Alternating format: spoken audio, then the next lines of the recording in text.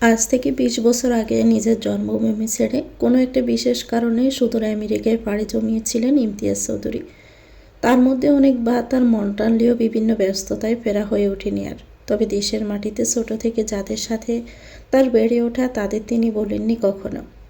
আর তার প্রমাণ দিতে এতগুলো বছর পরেও তিনি পা রেখেছেন বাংলাদেশে। তার প্রথম সন্তান শাওনের বয়স যখন ৭ বছর, তখনই তিনি নিজের খুব কাছের বন্ধুর মেয়ের সাথে শাওনের বিয়ে দেওয়ার সিদ্ধান্ত নিয়েছিলেন। এখন তার মনে হয়েছে তার কথা রাখার সময় হয়েছে, তাই নিজের সপরিবারে ফিরেছেন। স্ত্রী সালেহা, বড় ছেলে শাওন, ছোট ছেলে ওয়ালিদ আর একমাত্র মেয়ে অ্যালিসা। সাথে আরও একজন বন্ধু ছেলে দিও আছে। বাংলাদেশ দেখার শখ থেকেই সে সাথে এসেছে। কোনো একটা কারণে বেশ বিরক্ত সালেহা। চোখে মুখে অনীহা নিয়ে গাড়ির সিটে বসে আছেন তিনি। ওয়ালিদও মায়ের পাশে বসে তখন থেকে উসখুস করছে। এক সময় অলস ভঙ্গিতে মাথা এলিয়ে দিল মায়ের কাঁধে। বলল, মা, তোমাদের কি মাথা খারাপ হয়ে গেছে নাকি? আমরা আমেরিকা থেকে বাংলাদেশে যাচ্ছি শুধুমাত্র একটা মেয়েকে বিয়ে করার জন্য, আর সেটা কোনো শহর না, একটা গ্রামে। আর একটা গ্রামের মেয়ের সাথে ভাইয়ের বিয়ে হবে? সিরিয়াসলি? ভাইয়ের কথায় পেছনের সিটে বসা শাওন মৃদু হাসল, কিন্তু কিছু বলল না। সালেহা মুখ ঘুরিয়ে অভিমানের সুরেই বললেন, এটা তোর বাপকে বল, ওনার তো মাথা খারাপ হয়েছে। কি মন্ত্রণায় কি করে কারোর সঙ্গে কথা দিয়ে রেখেছেন, সেটা আমার ছেলেদের উপরে চাপাচ্ছে। ওয়ালিদ শোনা, তুই তো কিছু কর যাতে বিয়ে ভেঙে যায়। গাড়ির ভিতরে সবার মুখে সাফা হাসি। সামনের সিটে বসে ইমতিয়াজ উত্তেজিত হয়ে পেছনে ঘুরে বললেন, তোমার ছেলের মুখ আমি ভেঙে দিব। তোমরা মা ছেলে মিলে আমাকে পাগল করে দিবে দেখছি। আর ওয়ালিদ, ওখানে গিয়ে কিছু গড়বড় যেন না করা হয়, নয়তো দেখিস আগামী ৩ মাস তোর হাত খরচ বন্ধ করে দিব। ওফ ড্যাড, সেই পুরনো ডায়ালগ আর কত শোনাবে বলো তো? আমি তো আসতেই চাইনি, তোমরাই জোর করেছ। ভাই বলে তোমার সব কথা মেনে নিয়েছে, আমি হলে নো ওয়ে। আর আমি বেশি দিন ওখানে থাকতেও পারবো না মম, তোমার হাজব্যান্ডকে বলে দিও। ইমতিয়াজ চৌধুরী দাঁতে দাঁত চেপে বলল, তুই থাকবি না, তোর বাপও থাকবে। ওয়ালিদ বলল, হ্যাঁ, বাপ থাকলে থাকতে পারে। ওয়ালিদ অতি স্বাভাবিকভাবে গলায় ঝোলানো হেডফোনটা কানে ফের টেনে দিল। ইমতিয়াজ চৌধুরী আর কথা বাড়ালেন না, কারণ তিনি জানেন এখন কিছু বলেও লাভ হবে না। এই পিতৃতন্ত্র এবং সন্তানীয় বিদ্রোহের মধ্যে শাওন মৃদু হাসল। ওয়ালিদের ও ইমতিয়াজের খুনসুটি সবসময় চলতে থাকে।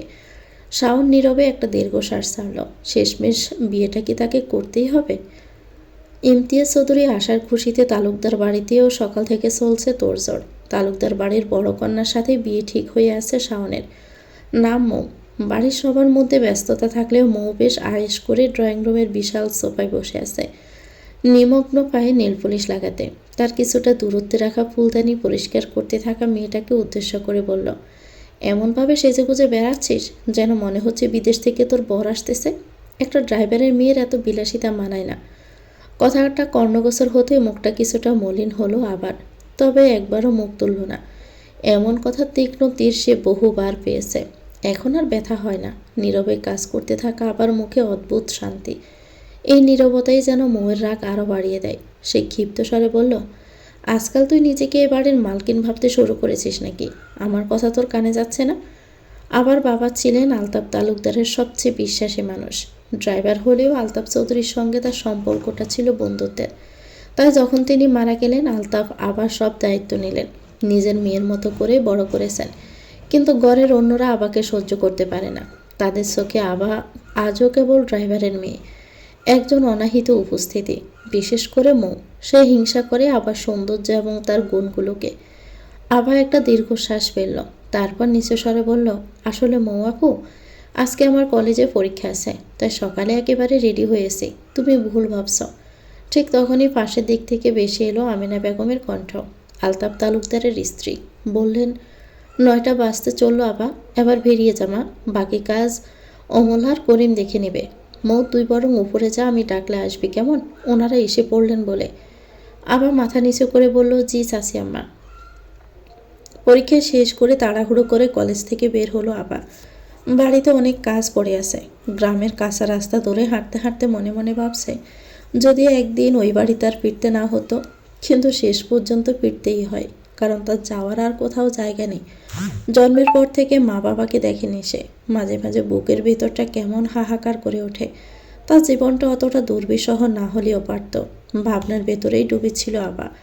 হঠাৎ এক গাড়ির শব্দ কানে এলো, আর আচমকা সর্দি গিয়ে রাস্তার পাশে জমে থাকা কাদায় গিয়ে পড়ল সে। গাড়ি থামলো, ভিতর থেকে নেমে এলো শাওন, ওয়ালিদ, এলিসা, দিও। কাদায় মাখামাখি এক মেয়েকে দেখে চমকে গেল তারা। মুখে এত কাদা যে চেনাই যাচ্ছে না।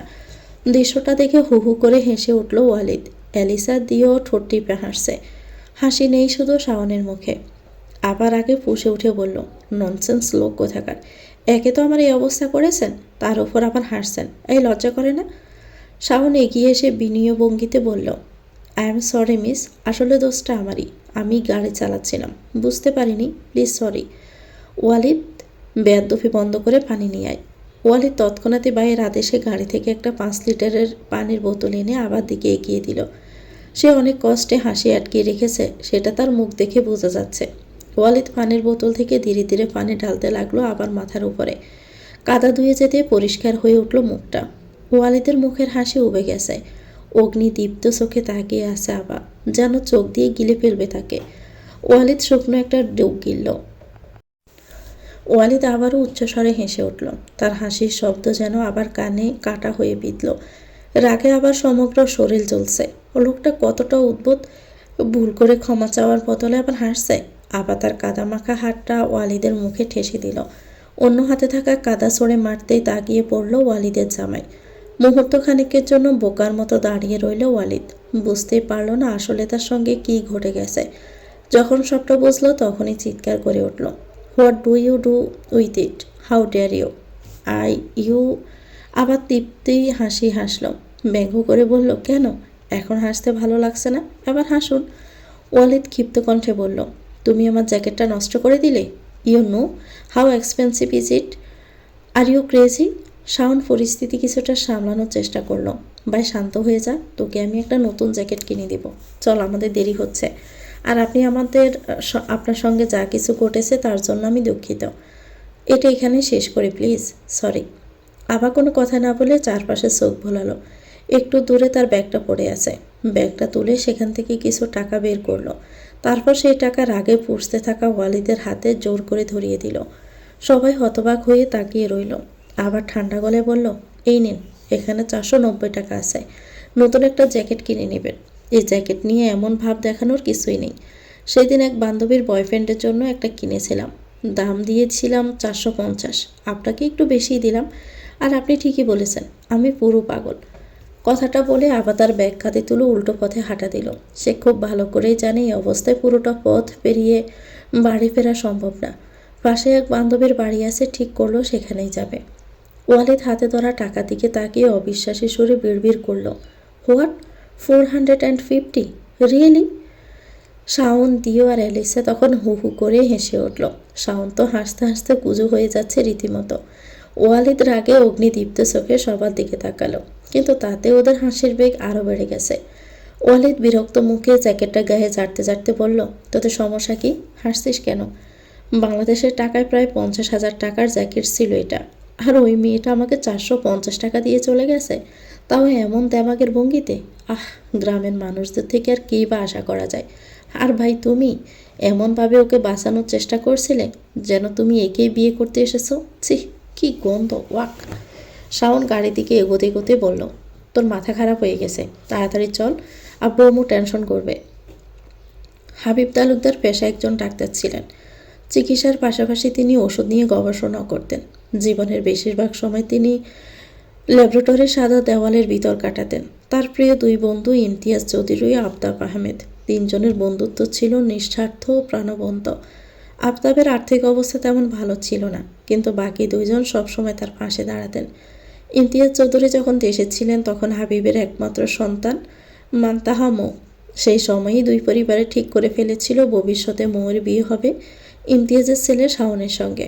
পরবর্তীতে হাবিবের আরও এক কন্যা সন্তান হয়, কিন্তু ছোট মেয়ে জন্মের পর থেকে তার স্ত্রী আয়েশা ক্রমে অসুস্থ হয়ে পড়তে থাকেন। প্রথমে বিষয়টা তেমন গুরুত্ব দেয়নি কেউ, কিন্তু সময়ের সঙ্গে সঙ্গে পরিস্থিতি ভয়াবহ হয়ে ওঠে। বিভিন্ন পরীক্ষা নিরীক্ষার পর জানা যায় আয়েশার হয়েছে এক বিরল ও ভয়াবহ রোগ, ফ্যাটাল ফ্যামিলিয়ার ইনসমনিয়া। রোগটি এমন যেখানে মানুষ ধীরে ধীরে ঘুমানোর ক্ষমতা হারিয়ে ফেলে। রাতে চোখ বন্ধ করলেও ঘুম নামে না, মনে বিভ্রমে ভরে ওঠে, শরীর দুর্বল হয়ে যায় আর মানসিক ভারসাম্য ভেঙে পড়ে।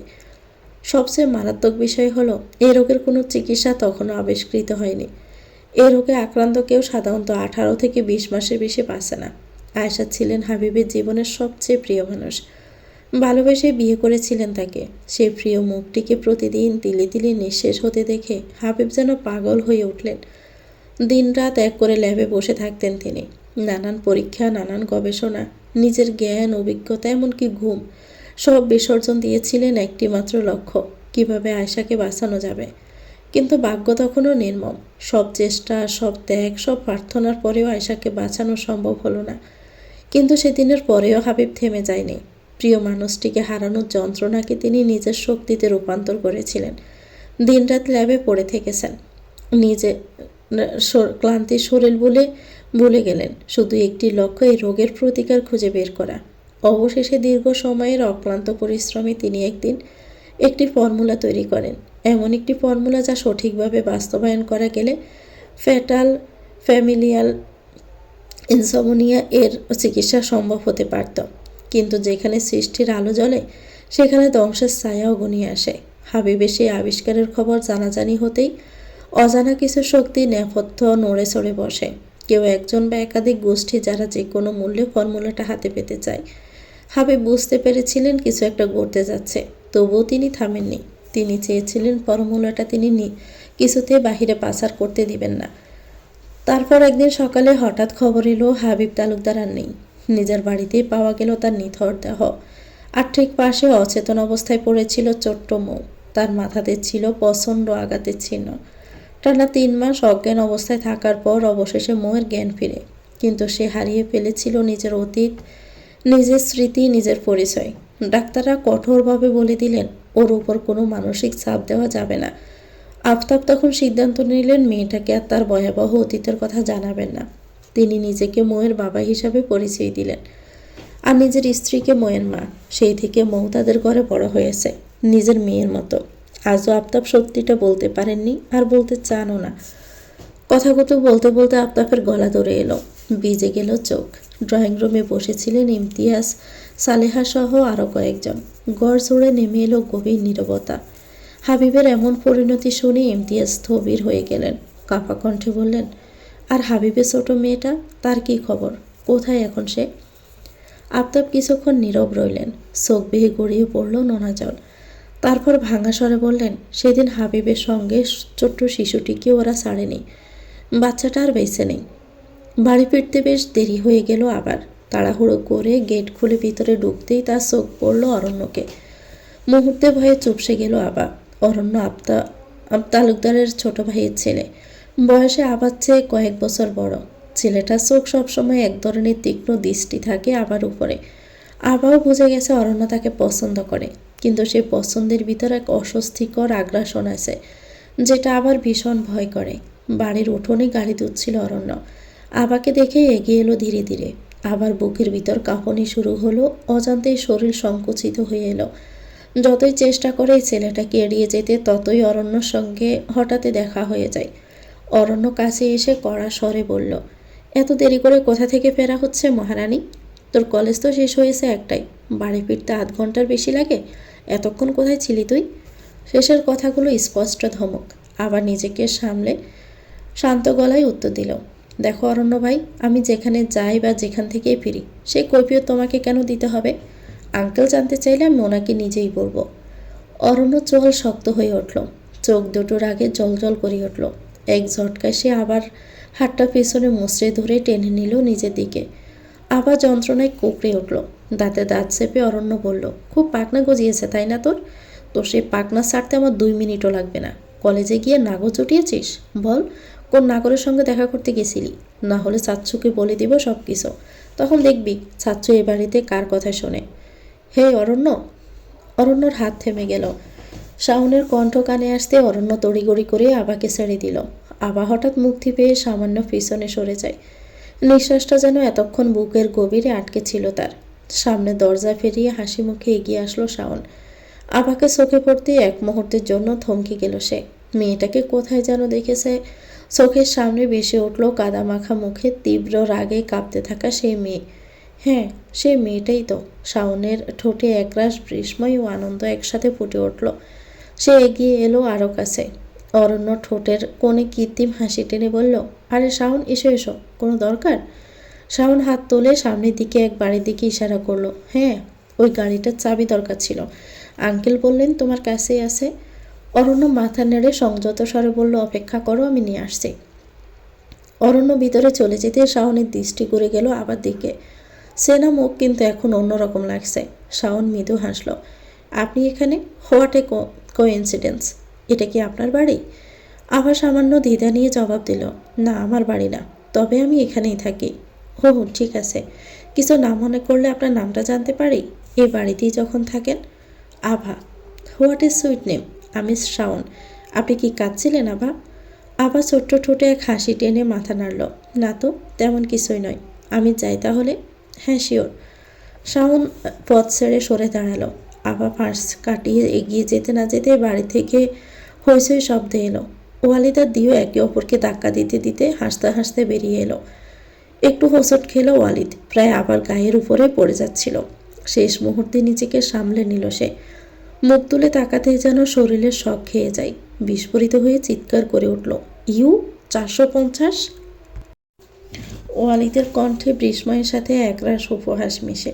আবার থমকে দাঁড়ালো, মুখ তুলে তাকালো ওয়ালিদের দিকে। চোখে স্পষ্ট বিরক্তি।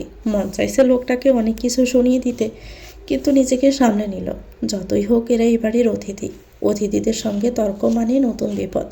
তাই নীরবে পাশ কাটিয়ে চলে গেল সে। ওয়ালিদ অবাক হয়ে তার চলে যাওয়া দেখল। মেয়েটার গাম্ভীর্য আর নীরবতার ভিতরে যেন কোনো অদ্ভুত অহংকার দেখতে পেয়েছে। হেসে উঠে হালকা গলায় বলল, হে, হু আর ইউ?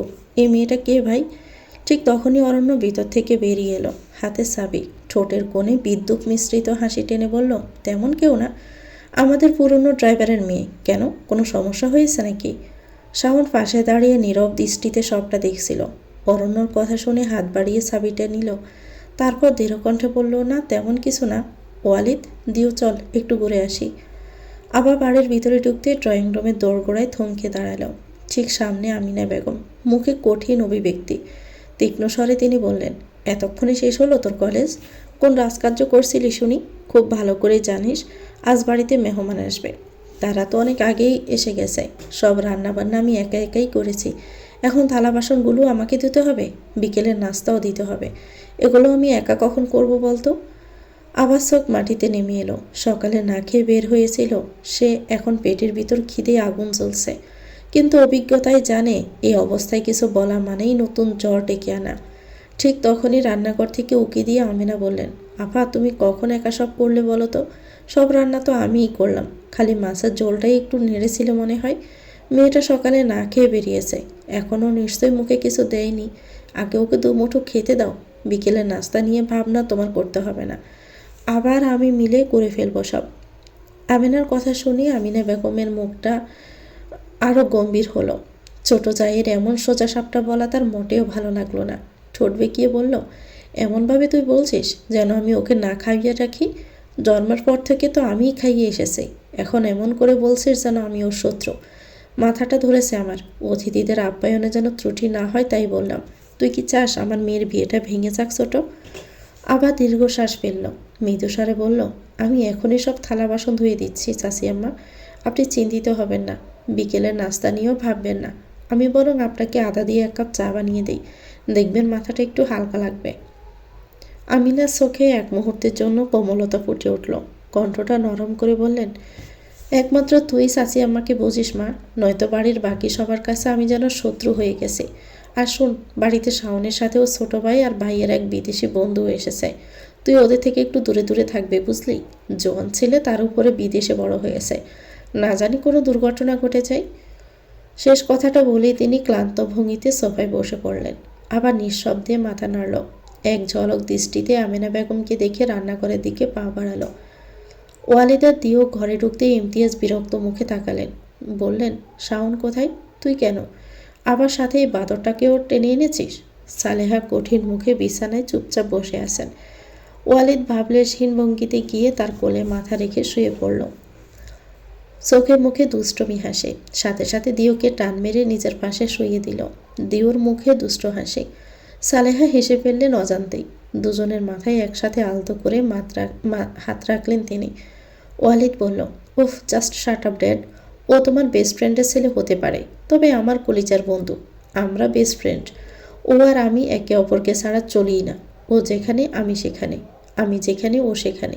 সেটা পার্টি হোক, ভার্সিটি হোক বা অন্য কোনো জায়গা, তাই না দিও?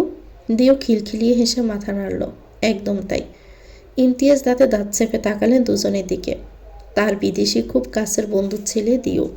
মা না থাকায় সালেহা তাকে একটু বেশি স্নেহ করে। দিও বেশিরভাগ সময় ওয়ালিদের সাথে তাদের বাড়িতেই থাকে। ইমতিয়াজ দীর্ঘশ্বাস পেলে বললেন, উজবুক দুইটা, জাহান্নামেও একসাথে যাবি তোরা। দিও হাসতে হাসতে কণ্ঠে মৃদু হাস্য বোধ করে বলল, এই অভিশাপ দেওয়া বন্ধ করো তো আঙ্কেল, কারণ তুমি ভালো করে জানো এতে আমাদের কিছুই যায় আসে না। শুধু নিজের ব্লাড প্রেশার বাড়াও। শাওন ভাই আসছে 5 মিনিটেই। ওই মুহূর্তে শাওন দরজা খুলে ঘরে ঢুকলো। ইমতিয়াজ বিরক্ত মুখের দিকে তাকিয়ে তার চোখে জায়গা করে আছে তীব্র অনৈক্য হতাশা। ওয়ালিদা দিয়েও ভাবলেশীন ভঙ্গিতে খাটে শুয়ে গেম খেলছে। খাটের অন্য পাশে সালেহা চুপচাপ মুখ ঘুরিয়ে বসে আছে। শাওন চিন্তিত হয়ে বলল, কি হয়েছে আব্বু?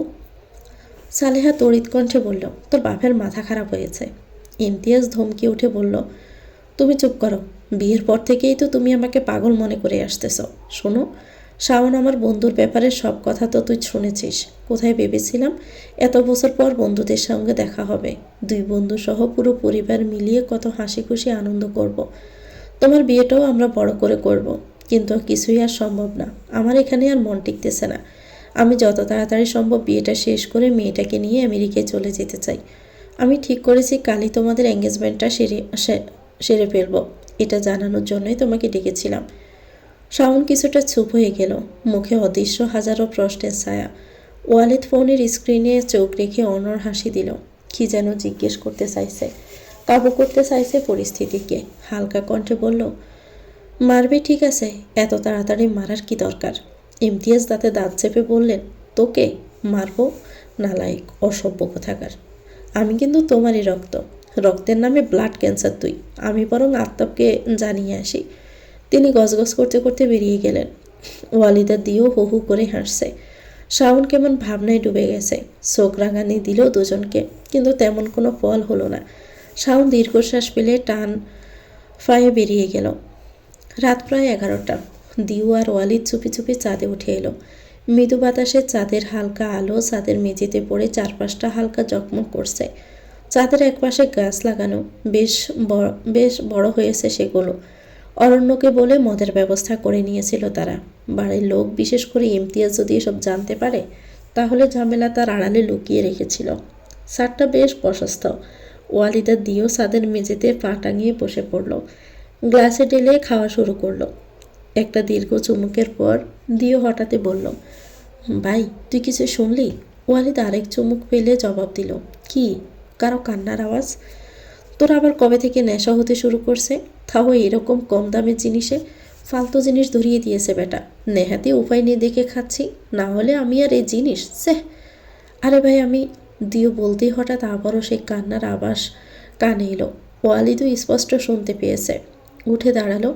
সঙ্গে সঙ্গে তার মনে একটা অদ্ভুত অস্বস্তি জাগলো। দিও শুকনো কণ্ঠে বলল, এ ভাই, এত রাতে সাদে কি কাঁদবে? জিনভূত নাকি? ওয়ালিদ ঠোঁট ভাঁজ করে বলল, কি বাজে কথা বলছিস? দেখ, এমনিতে আমার অনেক শক্তি আছে। আমি একজন বক্সার ইয়ার। তবে আমি শুনেছি গ্রামে জিন পরি থাকে, তাই বলে প্রথম দিন কি তারা আমার সাথে দেখা করতে আসবে? এমনিতেই তো সুন্দরী মেয়েরা আমার জন্য পাগল। কিন্তু দিও ছট করে উঠে দাঁড়ালো। ধমক দিয়ে বলল, তুই চুপ কর। এমনিতেই ভয় করছে, এর উপর তোর এসব বলি, তাই না? তোর গায়ে তো কত শক্তি, একটু গিয়ে দেখ তো ভাই। রিংয়ে কতজনকে তুই মেরে ম্যাশ পটেটো বানিয়ে ফেলিস। তুই বেস্ট ভাই। হয়েছে, আর তেল দিতে হবে না। তুই আমার সাথে চল। আবার আমি কেন? চুপচাপ চল তো।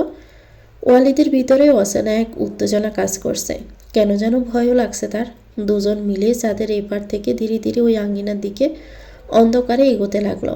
চাঁদের গাছপালাগুলো এতটাই ঘন হয়ে উঠেছে যে ছায়া পড়ে ওদিকটায় প্রায় অন্ধকারে ঢেকে গেছে। দুজন একে অপরকে ধরে এগিয়ে গেল ওদিকে। কিছুটা যেতেই চাঁদের আলোয় ভেসে উঠল এক অদ্ভুত দৃশ্য। সাদা পোশাক পরা এক মেয়ে দোলনায় বসে আছে, খোলা চুলগুলো বাতাসে উড়ছে। ওয়ালিদের গলা শুকিয়ে এসেছে। দিও কাঁপা কণ্ঠে বলল, কে কে তুমি? মেয়েটা ঘাড় ফেরাতে ওয়ালিদ চিৎকার দিয়ে চোখ বন্ধ করে বলল, এই জিন জিন পরি, চুচু আমার থেকে দূরে যাও। আমি কিন্তু সিঙ্গেল না, বুঝলে? আমার অনেকগুলো গার্লফ্রেন্ড আছে, অনেক। আমার নিজেরও ঠিক নেই কয়টা এক্স আছে। তোমার সাথে আমার কিছুই হবে না, ছুছু আমার কাছে আসবে না, দূরে যাও। চোখ খুলুন আপনি। চেনা কণ্ঠ। ধীরে ধীরে চোখ তুলে তাকাতে দেখলো তার সামনে দাঁড়িয়ে আছে আভা। পাশে দোলনায় বসা মেয়েটা হাসতে হাসতে গড়িয়ে পড়ছে। আভাও হেসে ফেলল। ওয়ালিদ হতভম্ব হয়ে বলল, 450? তুমি এত রাতে এখানে কি করছো? আর এই মেয়েটাকে? ফরিনা মানে, আমি বলতে চাচ্ছি তুমি কে? মেয়েটা হেসে বলল, আমি মৌয়াপুর ছোট বোন মাইরা। নানু বাড়িতে ছিলাম, রাতে ফিরেছি।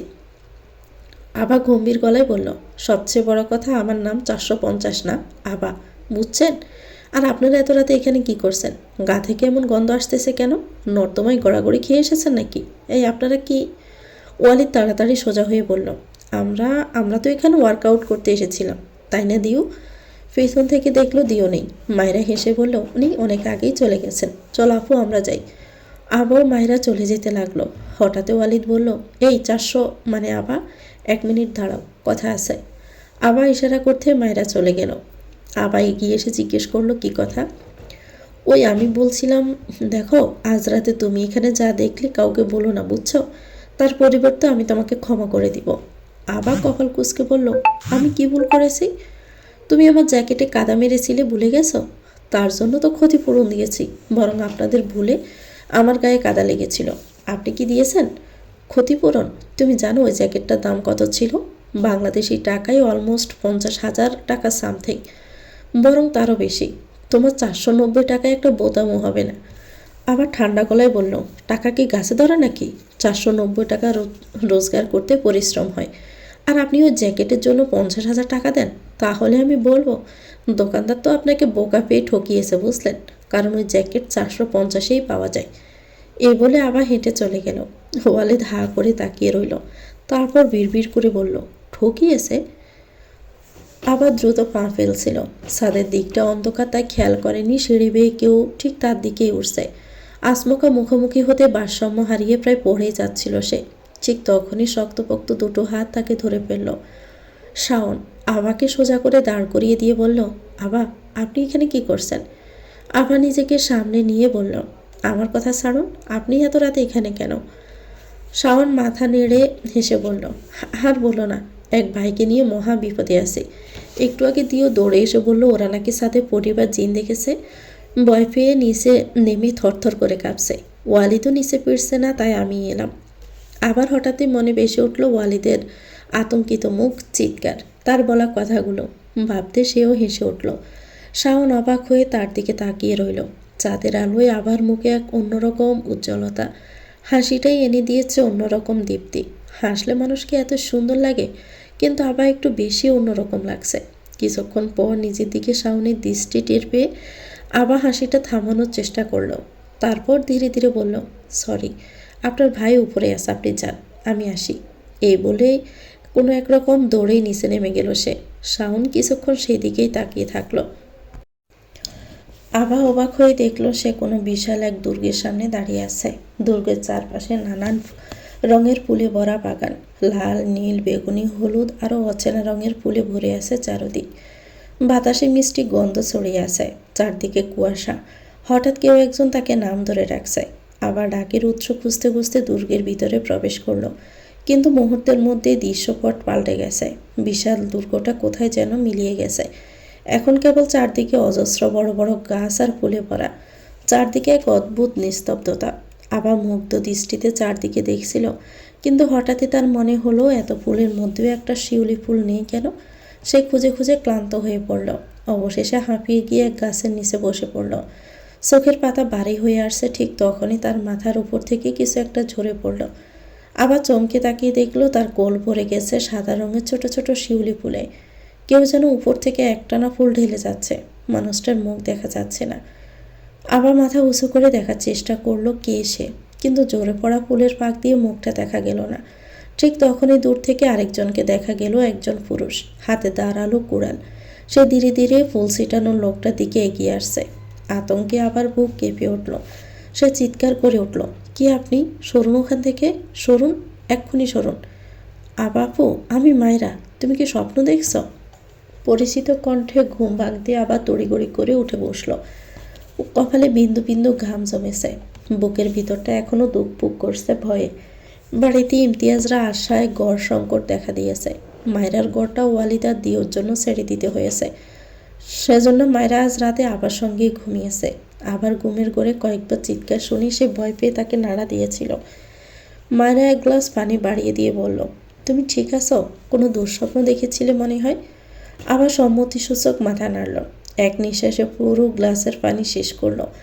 জানালা দিয়ে বাহিরে তাকাতে আবার দেখলো প্রায় সকাল হয়ে এসেছে। সে তাড়াহুড়ো করে উঠে পড়ল। আজ শাওন আর মোয়ের এঙ্গেজমেন্ট। এত কাজ বাকি। মায়ের এক দীর্ঘশ্বাস পেলে আবারও কম্বলের নিচে ঢুকে গেছে। আভা নিচে নামতেই দেখলো পুরো নিচতলা ফাঁকা পড়ে আছে। চারদিকে একরাশ নীরবতা। এখনো কেউ উঠেনি। আবার একটু থেমে ভাবলো, যেহেতু সবাই ঘুমাচ্ছে, একবার বাগান থেকে ঘুরে আসা যাক। সকাল সকাল বাগানের নির্মল পরিবেশে মনটা ভালোই হয়ে গেল। আবার হাঁটতে হাঁটতে আবার রাতে সেই স্বপ্নটার কথা ভাবতে লাগলো। কেমন অদ্ভুত এক স্বপ্ন ছিল সেটা। আগে তো এমনটা কখনো দেখেনি। তার মনে পড়লো এ বাড়ির বাগানেও একটা শিউলি ফুলের গাছ আছে। এরকম কৌতূহলে সে এগিয়ে গেছে। গাছটার নিচে যেতে চমকে উঠল। পুরো মাটি জুড়ে সাদা শিউলি ফুল ছড়িয়ে আছে, ঠিক যেন সেই স্বপ্নের মতো দৃশ্য। আবার আনমনেই হাসলো। শিউলি ফুল তার ভীষণ প্রিয়। মনে হলো কিছুটা কুড়িয়ে নিয়ে যাওয়া যাক। ঠিক তখনই পেছন থেকে পরিচিত কণ্ঠ ভেসে এলো, আবা। চমকে ঘুরে তাকালো আবা। কিছুটা দূরে শাওন দাঁড়িয়ে আছে, পরনে কালো টি শার্ট, হাতে ফোন, মুখে হালকা একটু হাসি। যেদিন থেকে আবা তাকে দেখেছে, লক্ষ্য করেছে শাওন জোরে না হাসলেও তার ঠোঁটের কোণে সবসময় একটা মুচকি হাসি লেগে থাকে। তবে এত সকালে সে এখানে কি করছে প্রশ্নটা মনে এলেও আবা মুখে কিছু বলল না। শাওন এগিয়ে এসে বলল, আপনাকে এখানে পাবো ভাবিনি। আপনি কি রোজ আসেন এখানে? আবার শান্ত গলায় বলল, না, মাঝে মাঝে আসি। কথাটা শেষ আবা ফুল কুড়াতে যেতে পায়ের তলায় কেমন একটা তীব্র ব্যথা টের পেল। মুখ বিকৃত করে বসে পড়ল সেই জায়গায়। শাওন তাড়াতাড়ি এগিয়ে এসে তার সামনে হাঁটু গেড়ে বসল। আভা পা ধরে কুঁকড়ে আছে। কি হলো আপনার? পায়ে কিছু একটা ফুটেছে তাই না? আমাকে দেখতে দিন। আভা একবার শাওনের দিকে তাকালো। শাওনের চোখে চিন্তার ছাপ স্পষ্ট। লজ্জার অস্বস্তিতে বুক কাঁপছে আবার। সে নিজেই পা দেখতে লাগলো। চামড়ার ভিতরে ছোট একটা কাছের টুকরো ঢুকে আছে।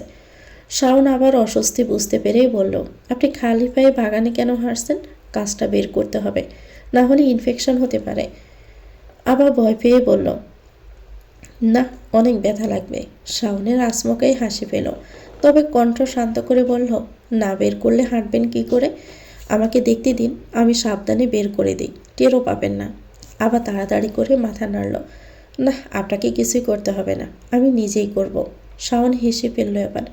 আবার অবাক হয়ে তার দিকে তাকালো। এদিকে সে ব্যথায় কুঁকড়ে আছে আর লোকটা কিনা হাসছে। এই লোকটাকে সে তার ভাইয়ের সম্পূর্ণ আলাদা ভেবেছিল। হাসি থামিয়ে শাওন বলল, দেখুন, আমি কিন্তু ডাক্তার। কাজ ফোটা কোনো সাধারণ ব্যাপার নয়।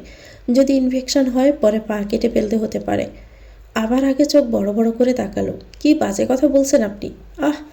শাওন কাছের টুকরোটা বের করে আবার সামনে ধরল। ছোট্ট টুকরোটায় রোদের আলো পড়তে সেটি চকচক করে ওঠে। আবার ব্যথায় চোখ মুখ কুঁচকে তাকিয়ে আছে, ঠোঁট কামড়ে যন্ত্রণা সহ্য করছে। শাওন শান্ত গলায় বলল, বলেছিলাম না এতটাও কঠিন কিছু না। এখন জায়গাটা পরিষ্কার করে ব্যান্ডেজ করতে হবে। কিছু মনে না করলে আমি আপনাকে একটু হেল্প করি। কেমন হেল্প? উত্তরের অপেক্ষা না করে শাওন হঠাৎ আবাকে পাঁচকোলা করে তুলে নিল। সব কিছু এত দ্রুত ঘটল যে আবা প্রথমে কিছু বুঝতেই পারল না। ব্যাপারটা বোধগম্য হতে চরম বিস্ময় নিয়ে শাওনের দিকে তাকালো। শাওনের মুখে তখনও সেই অচঞ্চল ভাব, যেন কিছুই হয়নি। ঠিক সেই সময় পেছন থেকে আরেকটা কণ্ঠ ভেসে এলো, শাওন, আবা, তোরা এখানে? দুজনেই একসাথে ঘুরে তাকালো। মৌ দাঁড়িয়ে আছে কয়েক কদম দূরে, বৃষ্টিময়ে বড় বড় চোখ করে তাকিয়ে। শাওনের কোলে আভা এই দৃশ্যটা দেখবে এমনটা মৌ স্বপ্নেও ভাবেনি। আবার গলা শুকিয়ে এলো, মুখে কথা আটকে গেছে। শাওনের দিকে তাকিয়ে দেখলো তার মুখে আশ্চর্যজনকভাবে কোনো ভ্রুক্ষেপ নেই। চোখে অদ্ভুত স্থিরতা। শাওন খুব স্বাভাবিক স্বরে বলল, আরে তুমি এসেছো, ভালো হয়েছে। দেখো না, আবার পায়ে বেশ বড়সড় একটা কাজ ফুটেছিল। প্রথমে তো বের করতেই দিচ্ছিল না, আর এখন এই পা নিয়ে বাড়ি যেতে চাচ্ছে। তুমি বলো, যদি আমি ওকে একটু সাহায্য করি তাতে সমস্যা কোথায়? মৌ এক মুহূর্তে কিছু বলতে পারল না। সে জানে শাওন বিদেশে বড় হয়েছে, ওদের কাছে হয়তো একটা ছেলে মেয়ে একসাথে এমনটা থাকাটা স্বাভাবিক, কিন্তু তবুও কেন জানি তার বুকটা কেমন মোচড় দিয়ে উঠল। সামলে নিয়ে মুখ জোর করে উদ্বেগের ছাপ ফুটিয়ে বলল, কাজ ফুটেছে? আল্লাহ, কতটা কেটেছে? ওকে তাড়াতাড়ি বাড়ির ভিতরে নিয়ে চলো, জায়গাটা পরিষ্কার করে ওষুধ লাগাতে হবে। তুই যে কি করিস না বা, সকাল সকালে বাগানে কেন আসতে গেলি? শাওন আলতো ভঙ্গিতে আবাকে ড্রয়িং রুমে সোফায় বসিয়ে দিল। তার মুখে উদ্বেগের ছায়া স্পষ্ট। তারপর বিচলিত কণ্ঠে বলল, মৌ, একটু ফার্স্ট এড বক্সটা নিয়ে আসো তো তাড়াতাড়ি। মৌ কিছু না বলে ভিতরের ঘরে চলে গেল। মুহূর্তখানেক পর হাতে ছোট্ট একটা বক্স নিয়ে ফিরে এলো, কিন্তু শাওনের দিকে না গিয়ে সে একপাশে দাঁড়িয়ে মৃদু কণ্ঠে বলল, আপনাকে কষ্ট করতে হবে না, আমি লাগিয়ে দিচ্ছি। শাওন থেমে গেল, একবার আবার দিকে তাকালো, আবার চোখে অবাক হয়ে ওঠার ঝিলিক। এই মৌ যে সবসময় গম্ভীর মুখে হুকুমের সুরে কথা বলে, সে সামান্য বিষয়ে তার সঙ্গে ঠান্ডা লড়াইয়ে নামে, সেই আজ তার সেবা করতে চাইছে। আবার কিছুক্ষণ চুপ থেকে নিচু স্বরে বলল, হ্যাঁ আপু, তুমি লাগিয়ে দাও। শাওন নিঃশব্দে একপাশে সরে দাঁড়ালো। মৌ নিচু হয়ে আবার পায়ের দিকে তাকালো, আঘাতের জায়গাটা লালচে ফুলে উঠেছে, রক্ত এখনো সামান্য বের হচ্ছে। অনিচ্ছা সত্ত্বেও সে যত্ন নিয়ে তুলোতে ওষুধ লাগিয়ে ধীরে ধীরে ব্যান্ডেজ বাঁধতে লাগলো। ওয়েস্টার্ন পোশাকে অভ্যস্ত অ্যালিসা শাড়িটা যেন আজ তার প্রতিটি পদক্ষেপে বাধা হয়ে দাঁড়িয়েছে। তবুও মনের ভিতর অদ্ভুত একটা উত্তেজনা নিয়ে সে কখন যে পুরো বাড়িটা একবার ঘুরে ফেলেছে নিজেও টের পায়নি। তার মনটা এখনও অস্থির, সে কাঙ্ক্ষিত মুখটা, তার মনটা এখনও অস্থির, চোখে পড়েনি। করিডোরে শেষ মাথা ঘুরতে আসমকাকেও তার হাত ধরে টেনে নিল ভিতরের এক ঘরে।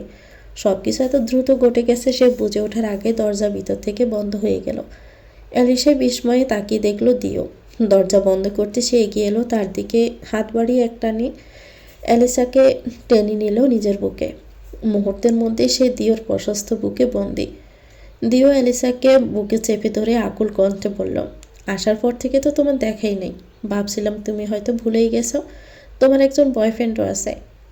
অ্যালিসা তাড়াতাড়ি করে নিজেকে ছাড়ানোর চেষ্টা করলো, নিচু স্বরে বলল, তোমার মাথা খারাপ নাকি? কেউ চলে এলে কি হবে যদি ওয়ালিদ ভাইয়া এসে পড়ে? দিও মৃদু হেসে বলল, তো তো মানে কি? আমি কি ওয়ালিদকে ভয় পাই? আসলে একটু ভয় পাই, কিন্তু ওর চেয়ে বেশি ভয় পাই তোমার টাক মাথার বাবাকে। ওসব আপাত, আগে বলো, আমাকে এভাবে শুকিয়ে যেতে দেখে তোমার একটুও কষ্ট হয়নি? অ্যালিসা মুখ ঘুরিয়ে বলল, ছাড়ো, আমি কিছু দেখতে চাই। দিও সরু চোখ করে তাকিয়ে বলল, আমার এখন মুড নেই। অ্যালিসা কঠিন চোখে তাকাতে দিও তাকে ছেড়ে দিল। অ্যালিসা একটু দূরে সরে দাঁড়িয়ে গম্ভীর গলায় বলল, তোমার কিছু আলাদা লাগছে না আজ? দিওর হাসি পেল। এই সাহায্যে পূর্বে গভীরভাবে পর্যবেক্ষণ করে সে দেখেছে, সেটাই মেয়েটাকে কে বোঝাবে। তবে দিওর এখনও চোখ সরাতে ইচ্ছে করছে না। লাল রঙের শাড়িতে মেয়েটাকে একদম ফুতুল লাগছে। দিওর মাঝে মাঝে হিংসা হয়, এত সুন্দর হতে হবে কেন মেয়েটাকে। দিও এক পা এগিয়ে এসে কোমর জড়িয়ে ধরে কাছে টেনে নিল তাকে। নিঃশ্বাসে গলা শুইয়ে বলল, মনে হচ্ছে আমি জ্ঞান হারাবো। মারাত্মক সুন্দর লাগছে তোমায় বেবি, এত সুন্দর একটা উপহার দেওয়ার জন্য তোমায় পুরস্কৃত করতে মন চাইছে। অ্যালিসা আতঙ্কে চারপাশে তাকালো, কাপা কণ্ঠে বলল, এই একদম না, কেউ চলে আসবে। দিওর ঠোঁটের কোণে হাসি, জাস্ট 10 মিনিটস। সন্ধ্যার আবছা আলোয় পুরো বাড়িটা নতুন রূপে সেজে উঠেছে, চারদিকে রঙিন লাইটের ঝলকানি। একটু পর মৌয়ের এঙ্গেজমেন্ট। ছোটোখাটো হলেও আয়োজনটা মনোমুগ্ধকর। তাড়াহুড়ো করে অল্প কয়েকজন অতিথিকে বলা হয়েছে, ধীরে ধীরে আসছে তারা। কিন্তু অবাক করা বিষয় হলো, সকাল থেকে আবাকে একবারও কেউ কাজের জন্য ডাকেনি, বরং সে কিছু করতে চাইলে সবাই থামিয়ে দেয়। আমিনা শুধু একবার দূর থেকে তাকিয়ে দীর্ঘশ্বাস ফেলেছিলেন, কিছু বলেননি, কারণ এই নিষেধাজ্ঞাটা এসেছে আফতাব তালুকদারের মুখ থেকে। এখন প্রায় সন্ধ্যা নেমেছে, মৌয়ের ঘরে আলো জ্বলছে উজ্জ্বলভাবে। আবার মায়েরা মিলে মৌকে রেডি করছে। মৌ আয়নার সামনে বসে আছে, হাতে দুল নিয়ে কানে করছে। তার মুখে এক অদ্ভুত কঠোর ভাব, মুখটা কেমন গম্ভীর করে রেখেছে। দুলের হুকটা আটকাতে আটকাতে সে হঠাৎ বলল, হ্যাঁ রে আবা, শাওনের সাথে তোর আবার কথা হয়েছিল? আবার স্বাভাবিক ভঙ্গিতে বলল, না আপু, তেমন কোনো কথা হয়নি। মৌয়ের মুখ মুহূর্তে গম্ভীর হয়ে গেল, দাঁতে দাঁত চেপে নিচু গলায় বলল, আর যেন না হয়, তুই ওর থেকে দূরে থাকবি। বুঝলি, তোকে যেন ওর আশেপাশে একদম ঘুরঘুর করতে না দেখি। মায়েরা এতক্ষণ চুপচাপ চুলে পেন দিচ্ছিল। মুখ তুলল, বিরক্ত স্বরে বলল, এভাবে কথা বলছিস কেন আপু? আমাকে কেন দূরে থাকতে হবে? মৌ তীক্ষ্ণ দৃষ্টিতে তাকিয়ে রুক্ষ কণ্ঠে বলল, দেখ, যেটা বুঝিস না সেটা নিয়ে তর্ক করবি না। তোরা দুজন এখন আমার ঘর থেকে বের হ। একটু পর আমাকে যেতে হবে, বাকিটা আমি নিজেই করে নেব। মায়েরা কিছু বলতে যাচ্ছিল, কিন্তু আবার তার হাত টেনে ধরল। চুপচাপ কোনো কথা না বলে আবার মায়েরা ঘর থেকে বেরিয়ে এলো। ঘরে বসে বসে বিরক্ত হচ্ছে আবা। মায়েরা আবাকে এক প্রকার বাধ্য করেছে শাড়ি পরতে। তার উপর আবাকে ঘরে বসতে বলে নিজেও কোথাও ভ্যানিশ হয়ে গেছে। এদিকে আবাকে কাটা পানি একে একে নিচে নামতেও নিষেধ করেছে। বলেছে সে এসে আবাকে নিয়ে যাবে।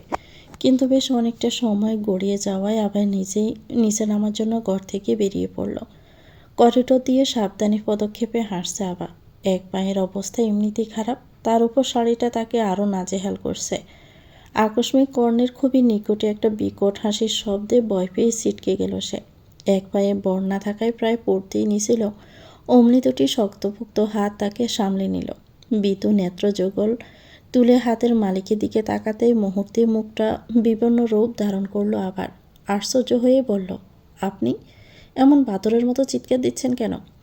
ওয়ালিদ ঠোঁট প্রসারিত করে বলল, জানি মেয়েরা আমার প্রতি একটু বেশি দুর্বল, কিন্তু তোমাকে দেখে একদমই বোঝা যায় না। আবা ওয়ালিদের চোখের সাহনি আর কথার মানে বুঝতেই তড়িৎ গতিতে ওয়ালিদকে ধাক্কা দিয়ে সোজা হয়ে দাঁড়ালো। পায়ে আকস্মিক ব্যথা পাওয়ায় চোখ মুখ কুঁচকে করিডোরের গ্রিল ধরে দাঁড়ালো। ওয়ালিদ উচ্চস্বরে হু হু করে হাসছে। আবার চোখ গরম করে তাকিয়ে বলল, দেখুন, আপনি কিন্তু বাড়াবাড়ি করছেন। কত অসভ্য আপনি! এইভাবে বুঝি মেয়েদের বিরক্ত করেন? উল্লুক কোথাকার! ওয়ালিদ একটু থেমে বলল, হোয়াট ডাজ উল্লুক মিন? আবার দাঁতে দাঁত চেপে বলল, আপনার মুন্ডু। এই আপনি বুঝে শুনে আমার সাথে এমন করছেন, তাই না? প্রথমে আমার পা কাটলেন, এখন আবার বিরক্ত করছেন। কিন্তু আমি কিন্তু আপনার বাবার কাছে বিচার দিব বলে দিলাম। দেখো, আমি তোমাকে বিরক্ত করতে এসেছি এটা ঠিক, যতদিন এখানে আসি এভাবেই বিরক্ত করব। তুমি আমাকে যে বিশাল অঙ্কের টাকাটা দিয়েছো না, ওইটার ইন্টারেস্ট এগুলো। কিন্তু আমি তোমার পা কেটেছি কখন? আবার চোখ গরম করে ওয়ালিদের দিকে তাকালো। একটু এগিয়ে এসে বলল, কালকে রাতে ছাদের উপরে কি খাচ্ছিলেন আপনি? আর বোতলটাই বা কোথায় ফেলেছেন? আমার পায়ে যে কাজটা ফুটেছিল, ওইটা ওই বোতলেরই একটা টুকরো ছিল। সেটা আমি খুব ভালো মতোই বুঝতে পেরেছি। এবার বলুন, আপনি দায়ী নন? ওয়ালিদ একটু ভেবেই বলল, দেখো, কালকে রাতে আমার স্পষ্ট মনে আছে, তুমি যাওয়ার পর ভাইয়া এসেছিল ছাদে। আমি বোতলটা লুকিয়ে ফেলেছি। ফেরার সময় ওটা বাগানে ছুঁড়ে মারি, কিন্তু তারপর আমি বাগানের সেখানটায় সমস্ত কাছের টুকরো সরিয়ে দিয়েছি। তাহলে তোমার পায়ে কীভাবে পড়তে পারে? এটা সম্পূর্ণ তোমার দোষ যে তুমি এত জায়গা ছেড়ে খুঁজে খুঁজে ওই জায়গায় কেন গেছো, তারপর কাজ খুঁজে খুঁজে তার উপরে পা রেখেছ। বাহ, এখন সব দোষ আমার, তাই না? কাছের টুকরোটা আমি এখনও ফেলিনি, বুঝেছেন? ভালোবেসে ফেলেছো? কি বললেন? কাকে? আমাকে? কি? ওয়ালিদ আবারও উচ্চস্বরে হেসে বলল, আরে আমার কথা আমি কেন বলতে যাব? আমি কাছের টুকরোর কথা বলেছিলাম। এত যত্ন করে ওটা রেখে দিয়েছো কেন? আপনার গলা কাটার জন্য, অসভ্য ফালতু লোক একটা। কথাটা বলে আবার নিজের মতো হাঁটা শুরু করলো। ওয়ালিদ আবার পাশে হাঁটতে হাঁটতেই বলল, তুমি আমাকে গালাগালি করছো? আপনার কি মনে হচ্ছে আমি আপনার সাথে রঙ্গ করছি? ওয়ালিদ আবার সামনে দাঁড়িয়ে বলল, what do you mean by রঙ্গ? আমাকে না বলে তুমি কোথাও যেতে পারবে না। আভা আসমকা কান্না মিশ্রিত কণ্ঠে বলল, প্লিজ ওয়ালিদ ভাই, আমাকে ক্ষমা করে দিন। আমি বুঝতে পারিনি, তার জন্য তো সরি বললামই, তাই না? দেখেছেন আমার পায়ে চোট লেগেছে, আমি কিভাবে কান ধরে উঠবস করতে পারি। আবার সহসা এমন আচরণে তাজ্জব বনে গেল ওয়ালিদ। তখনই কাঁধে কারো একটা হাতের স্পর্শ পেয়ে পিছনে করে তাকাতেই দেখল ইমতিয়াজ চৌধুরী দাঁড়িয়ে। ওয়ালিদ জোরপূর্বক দাঁত কেলিয়ে হাসল। ইমতিয়াজ সে এসব পাত্তা না দিয়েই বললেন, কি হয়েছে রে মা? আমার ছেলেটা তোকে কি নিয়ে পেরেশানি দিচ্ছে? তুই আমাকে বলতো। আবার মিশি চোখ মুছে নালিশি সুরে বলল, দেখুন না আঙ্কেল, আমি আমার কাটা পা তার উপরে শাড়ি সামলে ঠিক করে হাঁটতে পারছিলাম না। তখন ভুল করে ওনার সাথে ধাক্কা লেগে গেছে আর উনি পা পিছলে পড়ে গেছেন। আমি তার জন্য সরি বলেছি বারবার, কিন্তু উনি বলেছেন আমাকে কান ধরে উঠবস করে সরি বলতে হবে। আপনি বলুন আঙ্কেল, আমি কাটা পা নিয়ে এমনটা কি করতে পারি? আমার কি কোনো সম্মান নেই? ওয়ালিদের 1 মিনিটের জন্য মনে হলো কেউ তাকে 50 তলার উপর থেকে ধাক্কা দিয়ে ফেলে দিয়েছে। ইমতিয়াজ ওয়ালিদের কান চেপে ধরেই বললেন, হতচ্ছাড়া, কত বড় সাহস তোর তুই ওর উপর খবরদারি করছিস? এত বড় একটা মেয়েকে দিয়ে কান ধরে উঠবস করাবি? তোর লজ্জা করে না? অবশ্য তোর তো কোনো লজ্জা নেই। চল এক কাজ করি, এখন আমাদের দুইজনের সামনে কান ধরে 10 বার উঠবস করবি। এত বড় শরীর, একজন মেয়ের ধাক্কা সামলাতে পারিস না? ওয়ালিদ কান ছাড়িয়ে নিয়ে বলল, তুমি এসব কী বলছো আব্বু? আমি। ইমতিয়াজ আবারও বললেন, 12 বার। আব্বু, 15 বার। আরও কথা বললে বা দেরি করলে আরও বাড়বে। ওয়ালিদ ক্রোধান্বিত দৃষ্টিতে আবার দিকে তাকিয়ে কান ধরে উঠবস শুরু করলো। আবাও চোখ দিয়ে ভেংসি কাটল। তার রীতিমতো পেট পেটে হাসি পাচ্ছে, কিন্তু ইমতিয়াজ থাকায় হাসিটা জোর করেই চেপে রেখেছে। ইমতিয়াজ নিজের হাতে ধরা ফোনের দিকে একবার তাকিয়ে বলল, তুই গুনে রাখতো মা, আমার একটু কাজ আছে। ওই এঙ্গেজমেন্টের আংটিটা আনতে হবে, ভালো করে খেয়াল রাখবি। একবারও যদি এদিক সেদিক করলে আমাকে বলবি, ওর শাস্তি আমি ডাবল করে দিব। আবার বাধ্য মেয়ের মতো মাথা নাড়ল। ইমতিয়াজ চলে যেতে ওয়ালিদের দিকে ফিরে খিলখিল করেই হেসে উঠেছে। ওয়ালিদ গরম চোখে তাকিয়ে আবার হাসতে হাসতে বলল, আপনি কন্টিনিউ করুন, আমি আসি। আর হ্যাঁ, ফাঁকি দেবেন না কিন্তু। যত খুশি হেসে নাও, কাজটা তুমি একদমই ভালো করলে না। বা তোমাকে তো আমি দেখে নিব, এবার 490তেও কাজ হবে না। ড্রয়িং রুমটা বেশ সুন্দর করে সাজানো হয়েছে। শাওনার মৌকে পাশাপাশি সোফায় বসানো হয়েছে। দৃঢ়পায়ে এগিয়ে এলো আভা। কালোর ওপরে সাদা রঙের কাজ করা জর্জেট শাড়ি, সাথে হালকা সাজে আভা অতুলনীয় সুন্দর লাগছে। শাওনের চোখে চোখ পড়তে আবার হেসে মাথা নাড়িয়ে চোখ দিয়ে দেখিয়ে বোঝালো, তাদের দুজনকে পাশাপাশি ভীষণ সুন্দর লাগছে। শাওন মাথা নিচু করেই হাসল। ইমতিয়াজ আংটি নিয়ে ফেরত এলেন। তার পাশাপাশি ওয়ালিদও নামলো কেমন তীক্ষ্ণ দৃষ্টিতে। আবার দিকে তাকিয়ে আছে। আবার এবার সত্যি মনে হলো সে একটু বাড়াবাড়ি করে ফেলেছে। ইতিমধ্যে মনে নানান কথা ঘুরতে শুরু করেছে। বেশ ভয়ও লাগছে।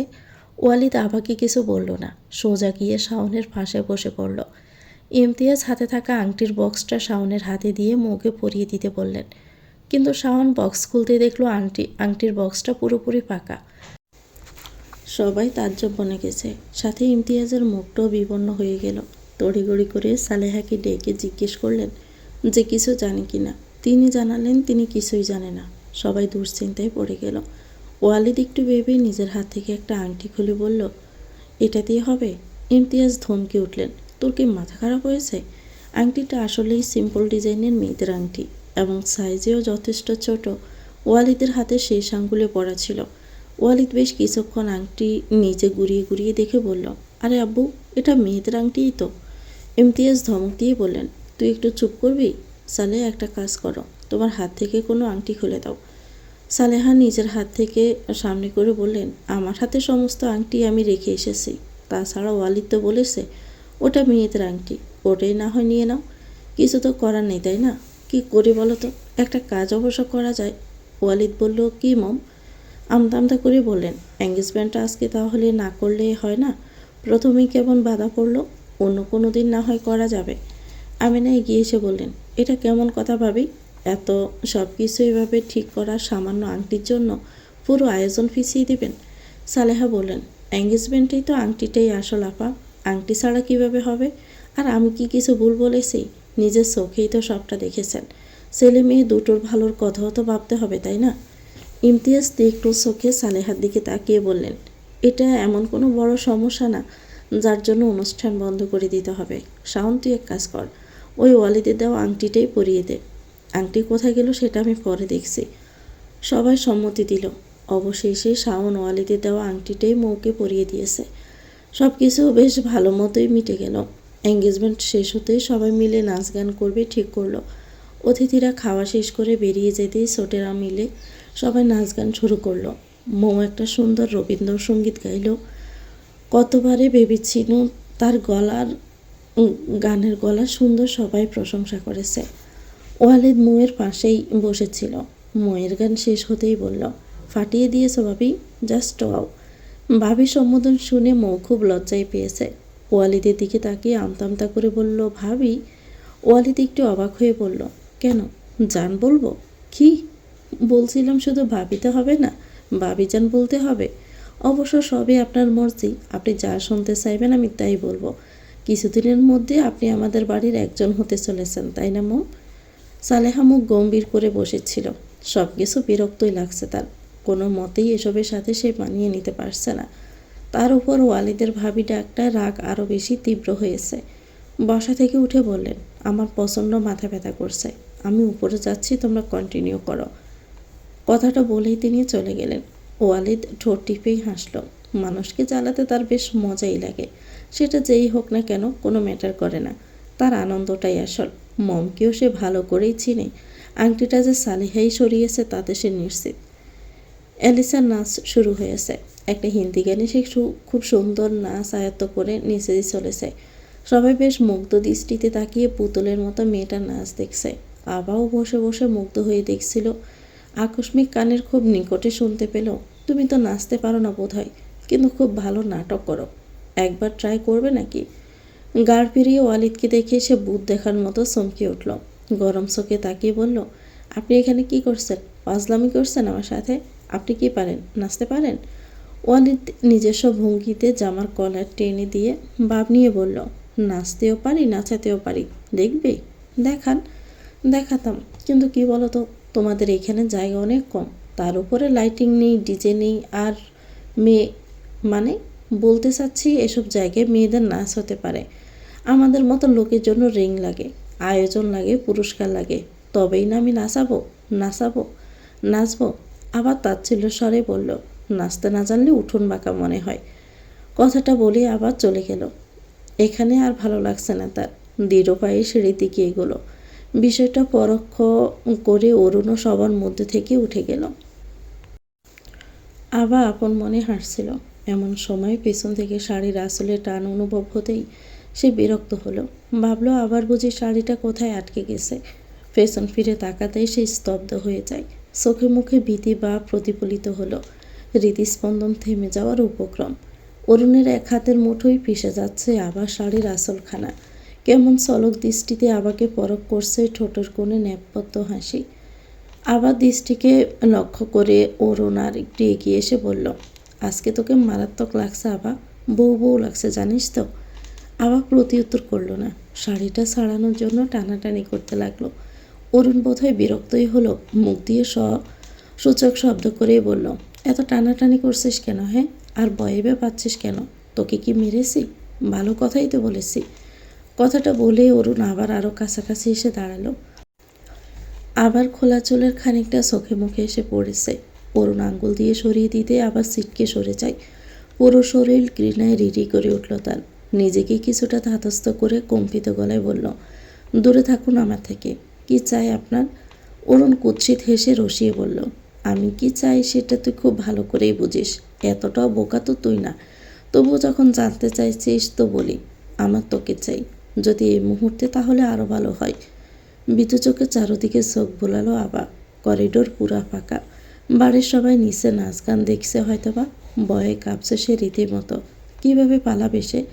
নিজেকে একটু শক্ত করে বলল, দেখুন অরুণ ভাই, আপনি যদি এক্ষুনি আমাকে এখান থেকে না যেতে দেন তো আমি কিন্তু চিৎকার করব। অরুণ আচমকাই আবার বাহু টেনে কাছে আনলো। কর চিৎকার, বদনাম হবে তোর। আমার কথা মানলেই বরং তোর লাভ হবে। কথা দিলাম বিয়ে করব তোকে। এমনিতেই আমার থেকে তোর নিস্তার নেই। চোখ টলমল করছে আবার। অরুণের হাত থেকে মুক্তি পাওয়ার জন্য ছটফট করতে লাগলো। এমন সময় পিছন থেকে সালেহার কণ্ঠ কানে এলো, কি চলছে এখানে? অরুণ আবাকে ছেড়ে দিতে আবা পায়ের ব্যথা উপেক্ষা করে ছুটে ঘরে চলে গেল। সালেহা ব্রু কুচকে কিছুক্ষণ তাকিয়ে থেকে বিরক্ত মুখে বিড়বিড় করতে করতেই চলে গেছেন। ঘরে এসে দরজা বন্ধ করে মেঝেতেই বসে পড়ল আবা। জোরে জোরে নিঃশ্বাস নিতে লাগলো। চোখ অনবরত পানি পড়ছে, ভীষণ কান্না পাচ্ছে তার। নিজের নিয়ন্ত্রণ ভেঙে কেঁদেও ফেলল।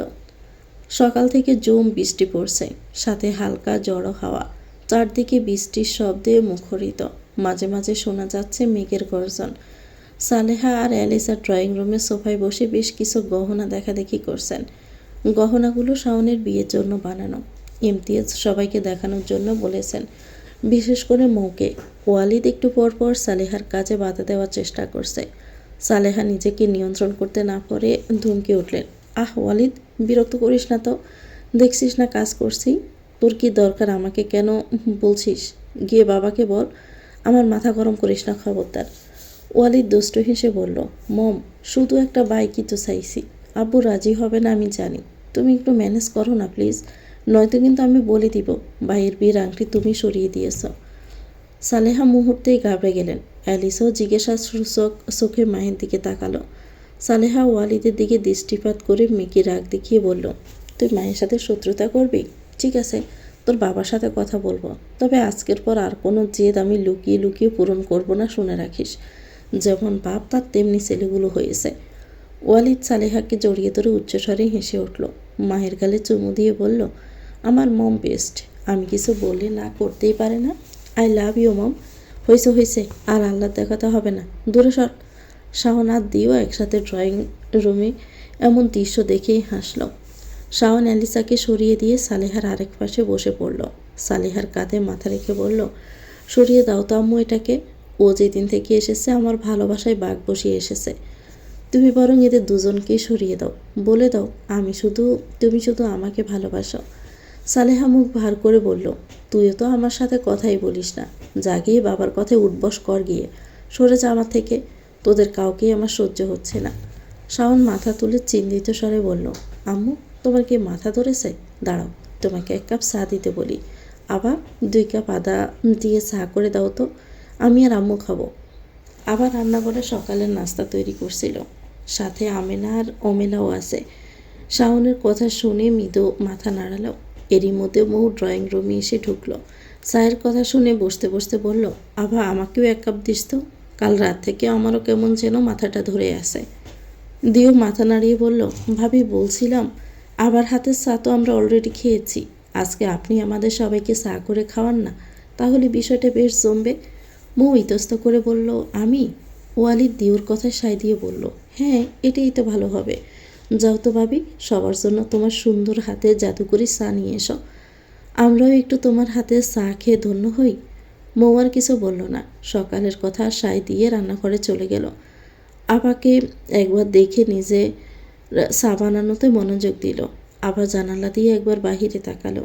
বৃষ্টির তোপ এখনও কমেনি, বরং বৃষ্টির ধরন বদলে এখনও মুষলধারে হচ্ছে। আজকে আবার লাস্ট পরীক্ষা ছিল। কোনো মতে বাড়ি থেকে ছাতা সমেত বেরিয়েছিল সে। পরীক্ষা শেষ করেই বেরিয়েছে।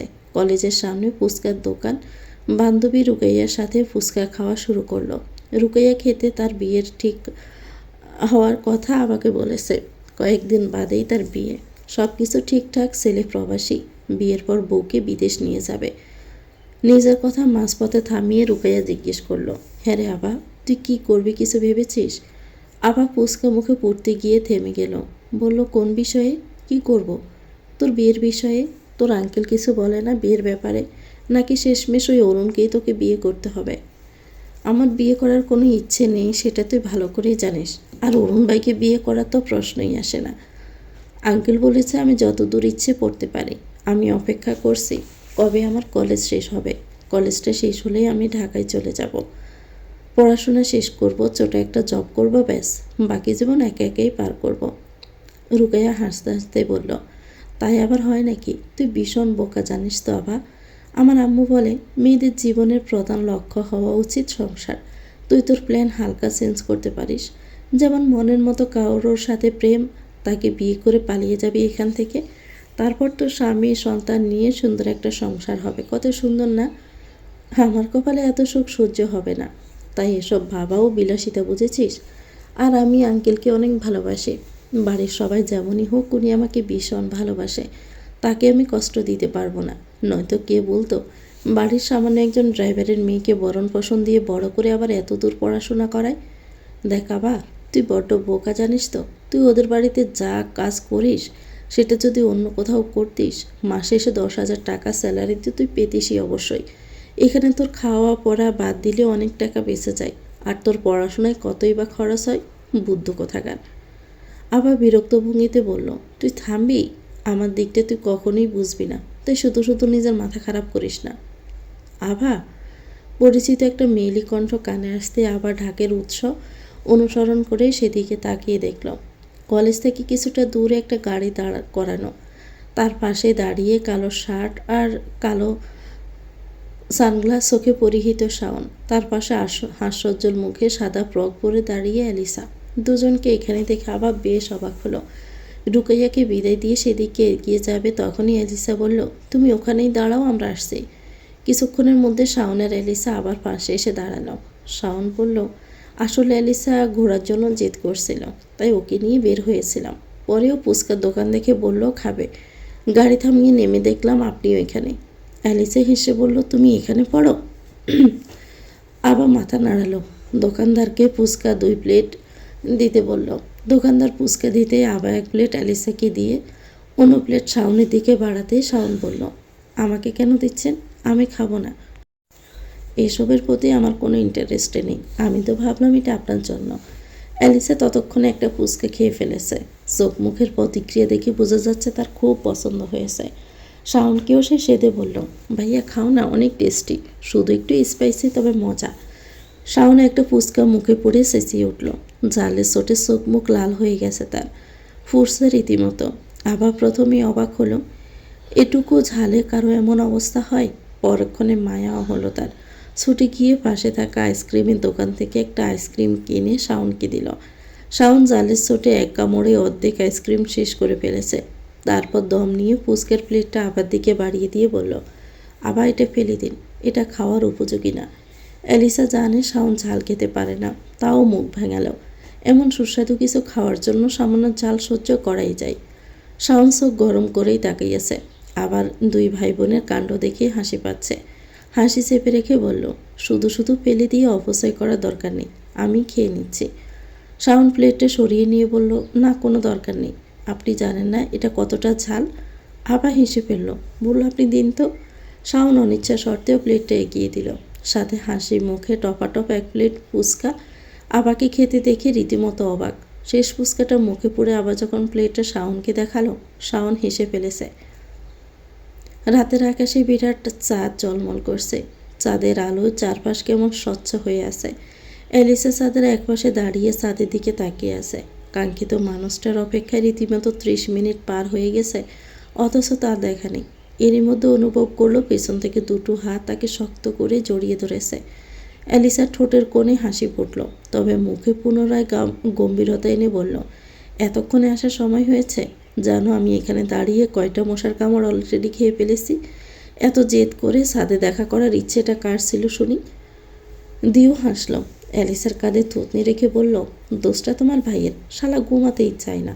তার উপরে কোনোভাবে যদি বুঝতে পারতো, আমাকে আজকে সোজা উপরে পাঠিয়ে দিত। শ্বশুরেরই তো ছেলে। কি বললে? দিও, তুই কি চাঁদে? ওয়ালিদের কণ্ঠ কানে আসতে ছিটকে সরে গেল দিও। অ্যালিসা ভয়ার্থ দৃষ্টিতে তার দিকে তাকিয়ে আছে। এদিকে দিওরও বুকটা অস্বাভাবিকভাবে দুকদুক শুরু করেছে। এতটা ধকধক তো অ্যালিসার কাছে গেলেও করে না। মনে হচ্ছে হৃৎপিণ্ডটা লাফ দিয়ে বাহিরে চলে আসবে। আবাকে চাঁদের অন্য পাশ থেকে দ্রুত পাইয়ে এদিকে আসতে দেখে দিওর যেন হার্ট অ্যাটাক হওয়ার মতো অবস্থা। তার মানে আবাও এতক্ষণ ছাদে ছিল? আবা এসে মাথা নিচু করে বলল, সরি, আসলে আমি আগে থেকে ছাদে ছিলাম। একটা কাজ করো তোমরা, ওদিকটাই লুকিয়ে যাও, এদিকটা আমি দেখে নিচ্ছি। দিও কিছু বলার বাসা হারিয়ে বসেছে, শুধু মাথা নিয়ে এলিসার হাত ধরে ওদিকটাই চলে গেছে। ওয়ালিদ দিওকে ডাকতে ডাকতে ছাদে উঠে দেখলো আবা দাঁড়িয়ে। এদিকে এসে এদিক ওদিক চোখ বুলাতে লাগলো। আবা ওয়ালিদের সামনে দাঁড়িয়ে বলল, সমস্যা কি আপনার? এভাবে অভদ্রর মতো উকিঝুঁকি মারছেন কেন? দেখছিলাম এই ছাদে এমন কি লুকানো আছে যার জন্য তুমি রাতে না ঘুমিয়ে প্রতিদিন এভাবে সারা রাত পাহারাদারের কাজ করো। আর আমার নাম ওয়ালিদ, বুঝেছ? অভদ্র নয়। আবা ব্রৌকুসকে ওয়ালিদের দিকে তাকিয়ে বলল, নিজের নাম নিয়ে এত বড়াই করতে কাউকে এই জীবনে প্রথম দেখলাম। আর আপনার কাজগুলোই এমন যে কি আর বলবো বলুন তো। আমি এখানে যাই করি না কেন, আপনি এত রাতে এখানে কি করতে এসেছেন? সেদিনের মতো নিশ্চয়ই ভদ্র কোনো কাজ করতে এখানে আসার সিদ্ধান্ত নেননি। খাবেন তো ওই আজে বাজে জিনিস। ওয়ালিদ একটু এগিয়ে এসে বলল, খাবো, বেশ করব, তোমার তাতে কি? আর আমি অতটাও খারাপ না, বুঝলে? ওই সেদিন দিয়েও খাওয়ার জন্য জোর করেছিল, তাই ও চাপাচাপিতে ওকে সঙ্গ দিতে একটু খেয়েছে। আসলে আমার বন্ধুটা কষ্টে ছিল কি না? তাকে এমন কষ্ট ছিল আপনার বন্ধুর? ওয়ালিদ একটু দুঃখী মুখ করে বলল, ওর একটা প্রেম ছিল, কিন্তু মেয়েটা ওকে ধোঁকা দিয়ে অন্য কাউকে বিয়ে করে ফেলেছে। ও ভীষণ ডিপ্রেশনে ছিল, তাই কষ্ট বলতে একটু ড্রিঙ্কস করতে চেয়েছে। এইটুকুতে যদি আমার বন্ধু হিসেবে ওর পাশে না থাকতে পারি, তাহলে কেমন বন্ধু হলাম আমি? ব্যাস, এটাই কারণ ছিল। তুমি আমাকে যতটা খারাপ ছেলে ভাবো, আমি অতটা খারাপ না। ওয়ালিদের কথা শুনে দিয়েও অবাকের চরম পর্যায়ে পৌঁছে গেছে। অ্যালিসের দিকে তাকিয়ে কিছু বলতে গিয়ে অ্যালিসার দৃষ্টি দেখে তার কথা বন্ধ হয়ে যায়। অ্যালিসা যে অনেক কষ্টে নিজেকে সামনে চুপচাপ দাঁড়িয়ে আছে সেটা তার চোখ মুখ দেখে বোঝা যাচ্ছে। দিওর কপালে দুঃখ আছে সেটা বেশ বুঝতে পারছে। এই ছেলেটা মেয়ে পেলেই হয়েছে। মেয়েদের সামনে ভালো সাজতে গিয়ে সূর্যকে পশ্চিম দিক থেকে তুলতেও দ্বিধাবোধ করে না। তার ইচ্ছে করছে এখনই ওয়ালিদকে ধরে দুটো সর লাগাতে। এদিকটা আগে সামলে নিক, তারপর ওয়ালিদকে সে দেখে নেবে। আপা মাথা নাড়িয়ে বলল, তাই তো দেখছি, আমি যতটা খারাপ আপনাকে ভেবেছিলাম আপনি তার থেকেও বেশি খারাপ। তো ভিউয়ার্স, গল্পটির নাম হচ্ছে প্রেম বিন্দু, লিখেছেন সুমনা সাথী। এটা গল্পের প্রথম অংশ। গল্পটি কেমন লেগেছে কমেন্ট করে জানাবেন। ভালো লেগে থাকলে একটি লাইক দিয়ে দিবেন। পরবর্তী অংশ পেতে চ্যানেলটিকে সাবস্ক্রাইব করে আমাদের সাথে থাকবেন। সবাই ভালো থাকবেন। আল্লাহ হাফেজ। আসসালামু আলাইকুম।